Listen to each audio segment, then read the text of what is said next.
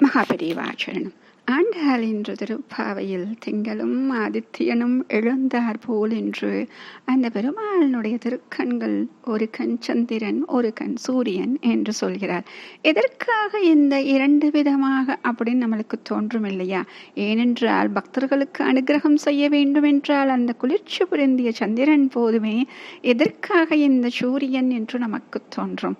ஆனால் நம்மிடம் எப்பொழுதும் நாம் மூட்டை மூட்டையாக சுமந்து கொண்டு இருக்கின்றோமே நம்முடைய பாப வினைகள், அந்த பாபங்கள் சாபங்கள், நம்முடைய கர்மா என்னென்ன சொல்லலாமோ அத்தனையும் சொல்லக்கூடிய வார்த்தைகளை ஒரு நொடியில் பொசுக்கி விடுமாம் அந்த சூரியன். அப்படி பொசுக்கினால் தானே நாம் அவனை நெருங்க முடியும். அவனின் அந்த குளிர்ந்த கருணையை நாம் பார்க்க முடியும், அனுபவிக்க முடியும், பருக முடியும். எப்படியெல்லாம் சொல்லலாமோ அப்படியெல்லாம் நாம் அடைய முடியும்.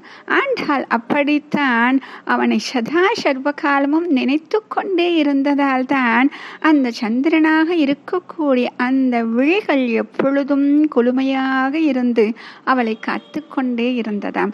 அங்கே அந்த சூரியன் என்ற அந்த கண்களுக்கு வேலையே இல்லாமல் போனது. ஏனென்றால் எங்கெல்லாம் சதா சர்வ காலமும் அங்கே நாமங்கள் ஒழித்து கொண்டிருக்கிறதோ அங்கு அவனுடைய நாமமே அந்த வேலையை செய்து விடுகிறது இல்லையா?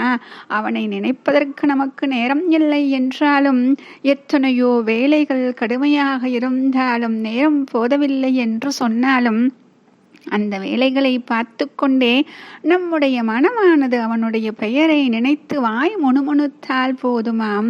அத்தனையும் அந்த சூரியன் பார்த்தார் போல அப்படியே பொசுங்கி விடுமாம்.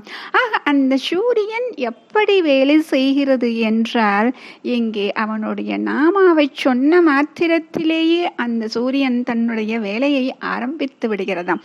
அப்படித்தான் ஒரு கண் சூரியன் ஒரு கண் சந்திரனாக இருந்து பக்தர்களை கற்றுக்கொண்டு இருக்கிறான் அந்த பரந்தாமன். ஆண்டாள் போல நாமும் சதா சர்வ காலமும் அவன் நாமத்தை சொல்லிக் கொண்டே இருந்தால் போதும். சந்திரனாய் அவன் குளிர்ந்து நம்மேல் அந்த கருணை மழை பொழிந்து நம்மையும் அவனுடைய திருவடிகளில் சேர்த்து கொள்வான். நாமும் ஆண்டாள் போல அந்த கண்ணனுடன் இரண்டர கலந்து விடலாம். மகாபெரியவா சரணம்.